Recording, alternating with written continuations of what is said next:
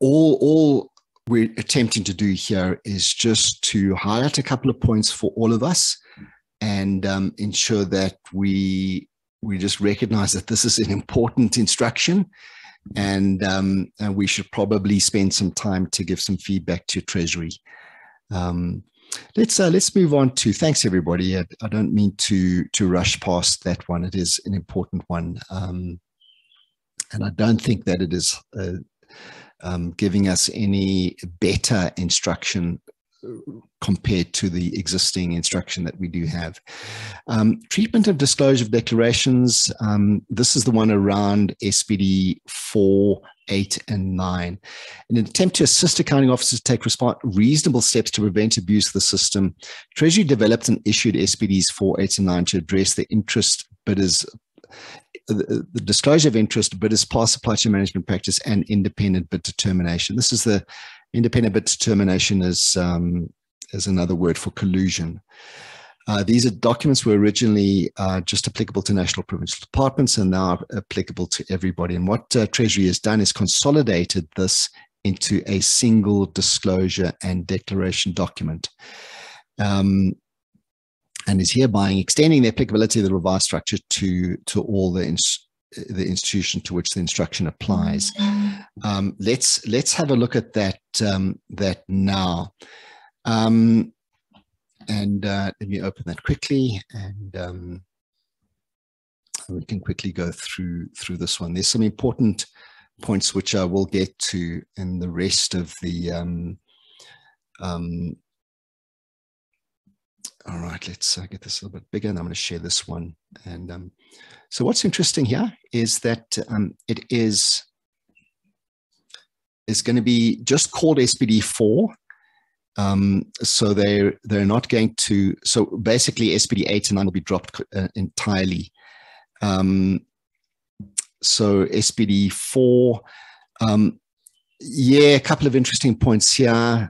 Purpose, any person may make an offer. What they have dropped here is the reference to, if I'm not mistaken, it's been a couple of weeks since I first looked at this one, is the reference to a word that has always been kinship, has been dropped. Kinship has been dropped in this one.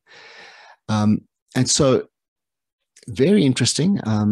May make an offer or offers in terms of the invitation to bid in line with the principle of transparency, accountability, and ethics as enshrined in the Constitution and further expressed in various pieces of legislation. It is required for the bidder to make this declaration in respect of the details required herein. So they've not said what your family, friend, associate has been excluded from this as well. Where a person is listed in the register of defaulters in this, that person will automatically be disqualified by the bid process. Nothing new there. Is the bidder or any of its directors, trustees, shareholders, members, partners, or any person having a controlling interest in the enterprise employed by the state? So here, this definition then comes through around the power by one person or persons of persons holding the majority of the equity of an enterprise, alternatively, the persons having the deciding vote or power to influence or direct the course or decisions of the enterprise. So here, fairly interesting, not that the focus here is on the controlling interest. And so if you've got somebody who just has a small share in a business and they're employed by the state, you would not need to declare that. So interesting little distinction there. And then, of course, to actually disclose who that is. Do you or any person connected with the bidder have a relationship with any person who's employed by the procuring institution? And again, not describing what relationship is. If so, furnish the particulars. Does the bidder or any of its directors, trustees, shareholders, members, partners, or any person having a controlling interest in the enterprise have any interest in any other related enterprise, whether or not they are bidding for this contract? This does exist in the current SBD 4, but I don't think this has been taken very seriously. And And this is meant to then replace the SBD 9 aspect of potentially having a colluding with another organization that might be submitting a bid. And then there's the declaration, fairly standard declaration terms. This 3.3 then brings out the issues that were raised in SBD 9. The bidder has arrived at the accompanying bid independently from and without consultation, communication, agreement, or arrangement with any competitor. However, communication between partners in a joint venture or consortium will not be construed as collusive bidding.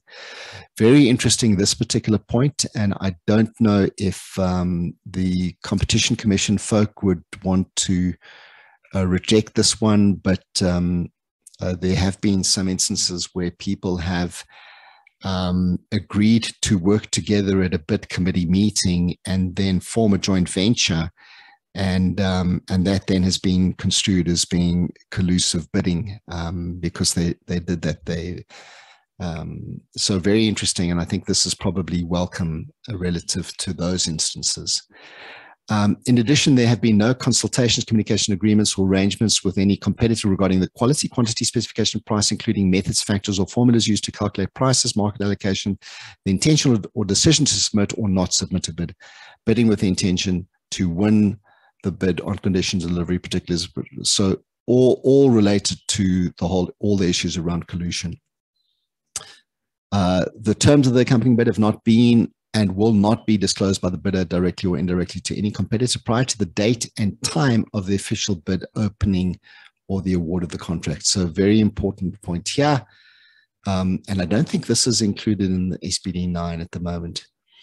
I'm aware that in addition and without prejudice to any other remedy provided to combat any restrictive practice related to bids and contracts bids that are suspicious will be reported to the Competition Commission for investigation and possible imposition. So this just brings back the whole focus then that if there is any investigation that needs to be done by the Competition Commission, and then there's the certification of this. So any points that you'd like to raise around the contents of this revised SBD 4, 8, and 9. Henry?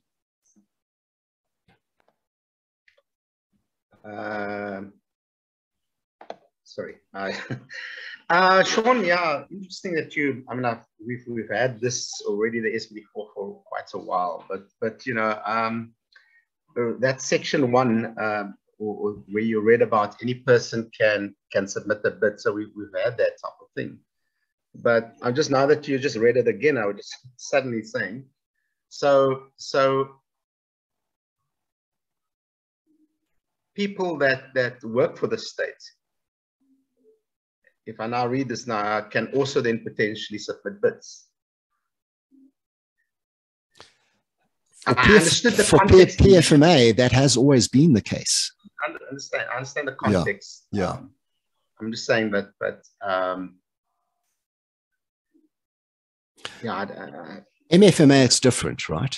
I know. Yeah, I know. Yeah. Okay. Although the SBD4 is most probably the same, and yeah, most probably will be the same. So do you think that it makes it clearer that they're not using the word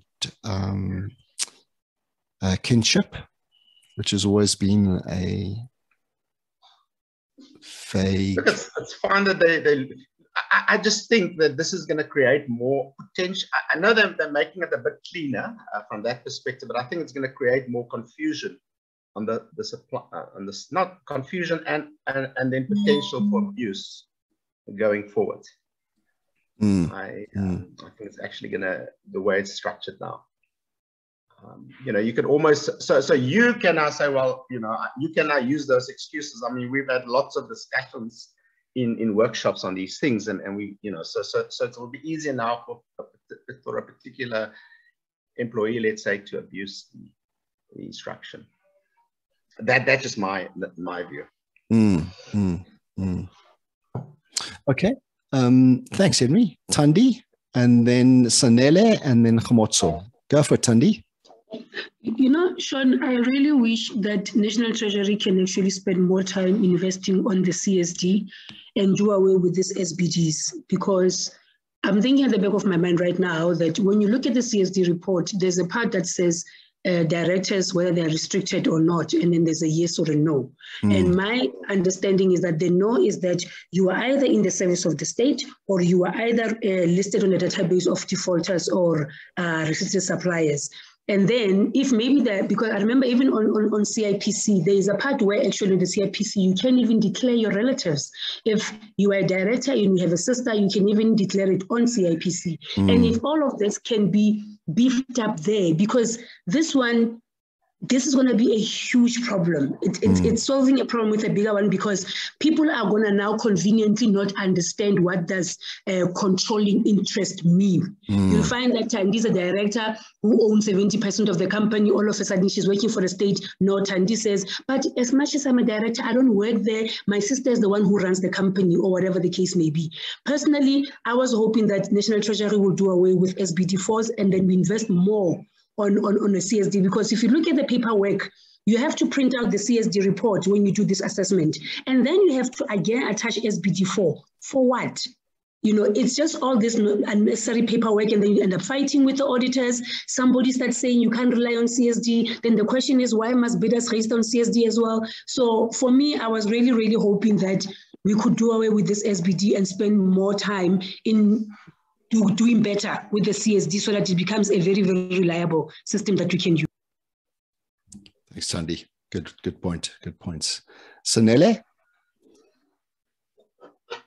Welcome, Sanele. Hi, great. Compliments, colleagues. Compliments to you. Good. Thank you. And you? Good. Thank you very much. I'm hoping your colleagues are doing well in the new year. Absolutely. Mine is, in fact, I wish to support the previous recent speaker, that we need to try and move away with this paper-based system now, and try to invest in what we have systematically. However, my point is, I think the National Treasury, when they probably take our comments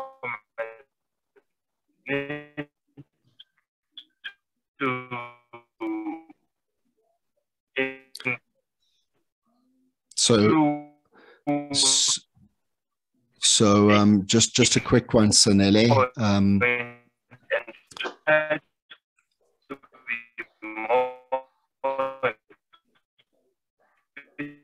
Sanele, we got to work on your we got to work on your. I'm just going to mute Sanele.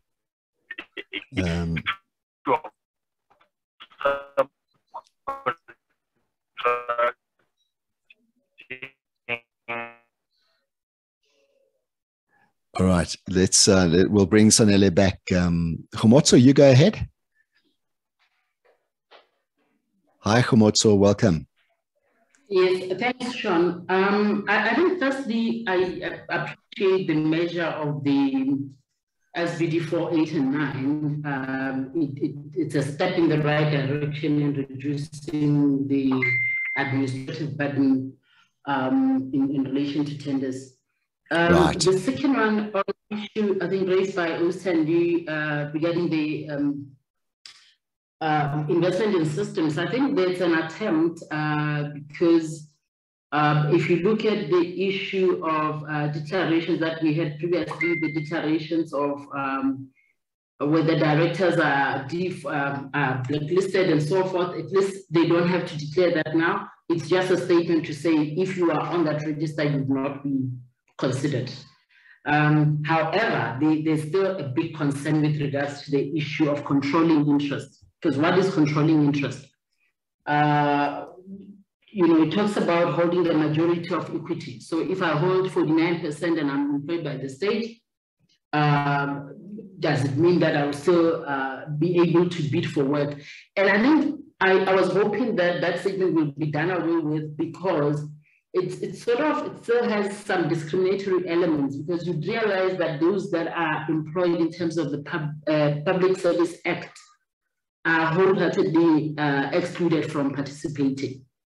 So, but you have then other people who are employed by other state organs, but not employed in terms of the Public Service Act, who are still employed by the state. So it means those lot can then participate in public procurement, whereas those in departments and so forth cannot. I welcome the 2.2 where it talks about declaring the relationship with people employed by the procuring institution, because previously, it was very vague, and it basically meant that if I am bidding for a tender in Polokwane Department of Education and I have my husband working in a post office in Kakamas, I must still declare that relationship, whereas it doesn't have an impact on anything. However, there's still this whole hullabaloo around the definition of connected persons. Correct, yeah. Still very vague. I've had instances where some people would serve in some non-profit organization, and they are considered to be connected. I'm a director of this company, and I serve with somebody with Sean in a non-profit organization for the benefit of the society, and we are seen to be connected. There was one case where divorced people were considered, there was this question about this divorced couple with children that are still under maintenance, say, look, this person still gets some sort of financial benefit from the ex-husband. So is the ex-husband a connected person or not? So I think we need to have some clarity on what constitutes a connected person. And also, I'm an African, and the way we manage relations, somebody who's the cousin of my great-grandfather is still a relative of mine. So how do we then define connectedness? And lastly, Sean, on 2.3, I've always struggled with this one of declaring, bidders declaring where their interest in companies, even though those that are not bidding for a contract. I'm beginning to understand the rationale behind declaring your stake in a company that is not bidding for this. If it's bidding, I would understand. But if it's not bidding, I'm not sure if I understand the rationale behind, or maybe they could be, but would the person who is evaluating, then what value is that information to the person who's evaluating the bid? Thank you. Thanks, good one. I think the intent here was we declare that, hey, I've got an interest in this company, but you don't know at that point whether they are bidding or not, and so this would be something then to check by the bid evaluation committee that this company that's listed here has not submitted a bid. I think that's the basic little idea behind it. That's all we could really do at the moment. But good points, very good points. So Nelly, are you back? Yes, my sincere apologies. I have a network problem, I think, because I'm in the Bundus.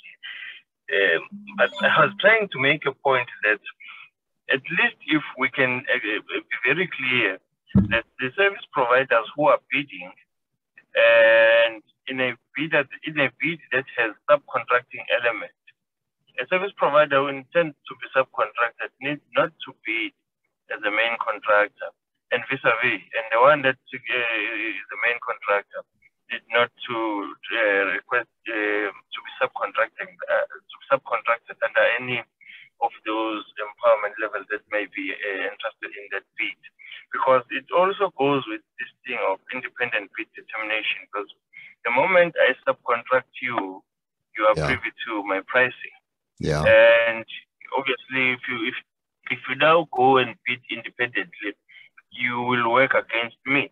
Or that also can be tantamount to collusive bidding. So I think in this SBD form, we need to be clear on that. Thanks. Very good. Very good. Thank you. I've made a note of that. Let's just quickly have a look at what the other points are around around this disclosure, which I think are important for us to just bear in mind. So I'm showing now the draft instruction. 5.5 is concerning to me. The accounting officer authority must, as part of the evaluation of a procurement process, perform a verification and evaluation of the information captured by persons in the standard bidding document. This has got some fairly significant implications. Perform a verification and evaluation of the information captured by persons in the standard bidding document. So if you do declare, for example, that you're taking who made the point?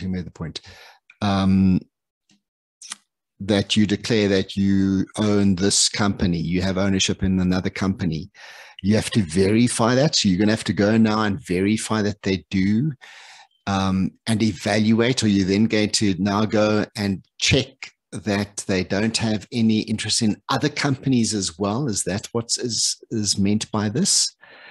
So this is, I think, going to be quite onerous on the evaluation process. When I first went through this, I thought, well, maybe this could be done as part of the due diligence process, but they're making this very specific as part of the evaluation of a procurement process, perform this. So that's the one. Where the accounting officer authority in the verification performed determines that a person within a bidding entity is an employee of the state, reports such employee to the relevant authority and establish whether or not such person has permission to perform other remunerated work outside of the employment. Yeah, so previously we would ask, have you got permission? Yes. Now they're saying you need to verify whether they do have permission. The conduct of the persons constitutes a transgression of, and then it's the whole Prevention, Combat and Corrupt Activities Act, which then comes through here, which I don't think we need to get into now. But I think that those two are going to have some implications. Where the accounting authority determines that a person has committed one or more of the above transgression or any other transgression which must be considered an abuse of the system, the accounting authority must implement appropriate remedies in addition to those imposed by the first time I've seen this for in public procurement, the PAMA, Promotion of Administrative Management Act, Prevention and Combating of Corrupt Activities Act, and the Competition Act, which may include rejecting the bid and restricting the persons. The accounting officer must inform the relevant treasurer of any action taken in terms of that. During the evaluation process, the accounting officer must, over and above the other due diligence checks performed, check that the persons are not listed on the register of tender defaulters and list of restricted suppliers, and the revised consolidated SBD 4 replaces any previously issued SBD 4, 8, and 9. So I think a couple of things in here that are actually going to make the evaluation process more onerous than it is at the moment. We don't have this level of detail in any instruction around SBD 4 at the moment at all. What are some of the other points that that are missing here that you'd like to raise? I see your hand there, Lindiwe. I'm just thinking, Lindiwe, of some of the points where, for example, they've left out the point where the current SBD 4 says that if you've done any work with the state in the past 12 months, you must please let us know who you've worked with. That's been left out. What are some other things that you think might be important? Go ahead, Lindiwe. Yeah, thank you, Sean. I think I want to go back to the issue that Harry previously raised, that declaration does not mean exclusion. That's right. Yeah. So what I wanted to comment on was that I think National Treasury can be proactive in order to make sure that the evaluation committee does not have to spend a lot of time doing this verification and all that. those who are state employees, for example, we can have a section in the SBD4 where that if they say yes, then with the permission to conduct business, proof thereof can immediately be attached on the SBD4. They can attach proof that they have permission from their entity to conduct business with the state. But my concern is more on 5.6, the verification, a part of it, because, you know, in government, their systems are, when I say government, I mean provincial and national, their systems are integrated. They're able to do the verification. But me, working for a Schedule 3A public entity, how am I going to verify information that has been provided by an employee who's working for Schedule 3B or 3C? So you see, those are the things that when I read the instruction note, they're not clear in terms of the verification. You are expected to verify, but you are not being provided with adequate tools to enable you to do those proper verifications. So, and it also goes back to the issue that Thandi raised of the CSD. It can be enhanced to assist us in being able to do all this verification and all this additional work that they want us to do. Thank you, colleagues. Good one, Adiwe. Chantal? Yes, thank you. Another thing is when the AG does their annual audit on employees in the service of the state, they use the card system. Why is the government institutions not privy to that system? Because that will also assist us in a great deal. What are you going to have to do now? You're going to need to contact that organ of state, and send them correspondence and ask them to confirm whether that person has or has not. They're then going to have a look at it and then come back to you and send you an email back.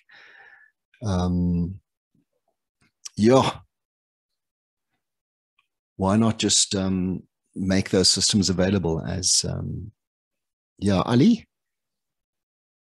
Welcome.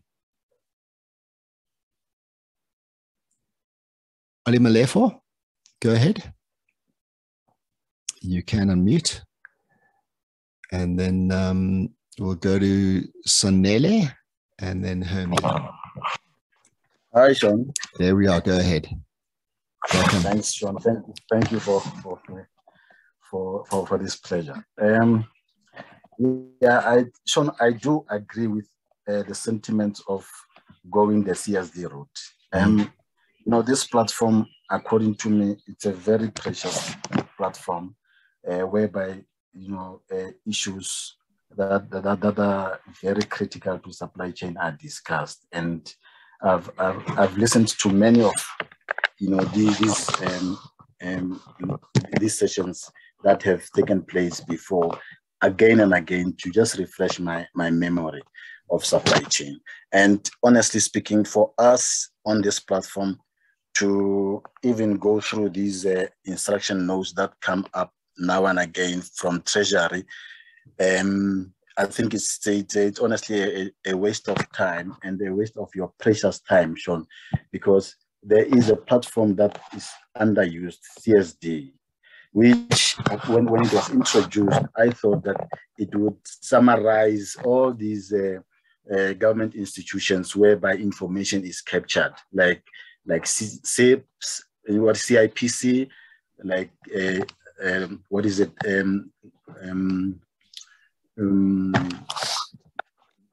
The SARS, SARS, sure.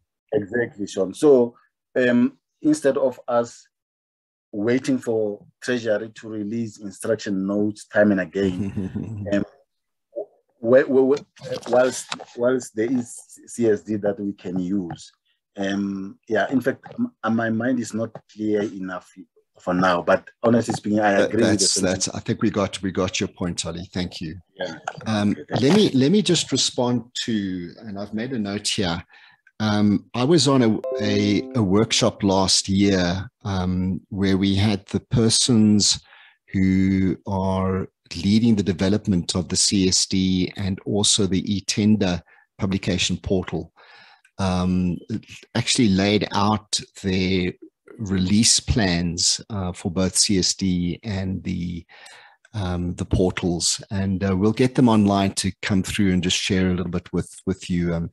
I've been trying to get hold of the recording of that because I know that many of you would find it useful, but we'll certainly do that. Good one, Sanele, and then quick one, Sanele, and we'll go to Hermie. Right, thanks, colleagues. I think in this one, the Treasury is dropping the ball. The issue of the payroll being updated on CSD, it seems like this thing is mostly voluntary. There is no pressure that is given to the institution that are supposed to capture the payroll on the CSD. So I think the instruction must also address that, because this is an easier way of dealing with verification of people who are in the service of the state. Other than that, the hard way is to just have one payroll system, which is PESAR, for everyone, for every institution, either the entity or the municipality. And that's the other way of dealing with it. Because yesterday I had an inquiry from one service provider who was inquiring about another bid from one national department, and the embarrassment was that they are still using SBD 6 from that was issued back in 2011, which still has the 1 million threshold. The old SBD 6, yeah. And that also should tell the colleague that the department, the institutions are not up to speed with what is happening in the procurement space. And how much more now when it comes to updating the payroll? It's still going to take the same pace with the current pace that they are using in their procurement process. So I think National Treasury must also try and put some pressure and tighten up the belt in this one. So Nelly, before we go to Hermie, I want to ask you another question. There's no reference in this draft around when this is applicable. We've now got quotations up to 1 million. Is this a requirement of quotations, of all quotations as well? Because there's no distinction in the current draft in terms of, and I know that some provinces, I'm actually not sure what KZN are doing, allow bidders to do this once a year and then just reference, if there's any changes when they submit a quotation. Any thoughts on that? I mean, at the moment, this is implying every quotation is going to have to go through this verification process. SBD 4 and the I think it will be applicable in anything that is being processed in a bidding process from 2000 up to unlimited, because currently the verification in the service of the state happens everywhere in all the thresholds. The question that I had, which is probably similar to this one, was around the bidding committee, when they said every procurement must go through the bidding committee. Yeah. And also, I had a bit of confusion there, because I thought maybe they will allocate a threshold, because you can't send a 2,000 rand procurement into a bid committee. Mostly the procurement that is sent into bid committees is above 1 million. Let's or 500,000 if you look at it in the previous day. Yeah. Okay. But we'll get into that maybe. We'll get into that one. Good one. Thanks, Analia. Sure. Hermie? So Hermie, you're at local government, eh? Yes, I'm at local government. We experienced the same issues, and we have also requested the AG, why can't they give us access to the CAT information, which they use to identify related parties or persons in service of the state. And they just, I don't know why they don't want to give us access, but on the other hand, they expect us to comply. So, and I think also we rely on the CSD, and I think it's imperative that National Treasury must come to the party and close all the loopholes, because you can't use the CSD as a verification platform, and then you still have to do other verifications also to make sure that the information provided there are correct, because then it totally defeats the purpose, and no one has the capacity to duplicate functions on various platforms during a verification process. Good one, Swami. Thank you. Godfrey? Morning, Sean. Morning, colleagues. And welcome, Godfrey. Yeah, thanks. Amy just took some of the elements that I needed to indicate here just now. Treasury, they're giving us CSD more so to rely on, because they have got all the information that we need to verify. And in their instruction 4A, they indicated what we need to look at in the CSD.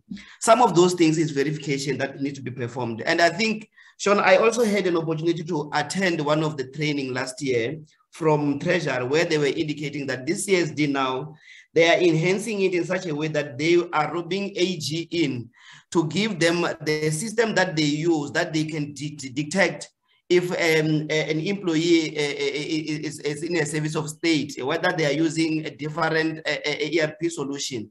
And those are things that need to be given to us, because at the moment, as it stands, this particular verification, we don't have any system that we can utilize to be able to come up clear with the verification that we can stand with and say, this verification, it has looked into all the elements, and everyone will use whatever that is in their disposal to verify. And the CSD was been given to us as a platform that we need to use. And the Sanel indicated something here, maybe before what he indicated at the latter. The issue of SBD that we're talking about, Sean, I use a declaration to all the procurement processes that I do in the organization. And this was taken from the history of what was happening in the organization, whereby the verification is done throughout the whole process, whether you are having a procurement of 2,000 or 10,000, whatever the case might be. And Sanele indicated the issue of the bidding committees, which I also asked this question several times. I did not get any clarity, because these bidding committees, it does not have specific thresholds, and if you are requesting something like stationary, you need to have these committees, because as it stands, it did not then give you a threshold. It just says you must have these committees, which for me, and if you draft your policy in such a way that you start giving it a specific threshold, you might be violating the very same instruction that has been given. This it still needs to be tested in this coming audit. I think it's going to be very tough and difficult. So I think the two speakers that went in before me took all those things that I wanted to. No, good points. The conversation. Thanks. Thanks, Godfrey. Hey, Tandile. Welcome. Tandile, where are you now? I mean, you've been all over the country.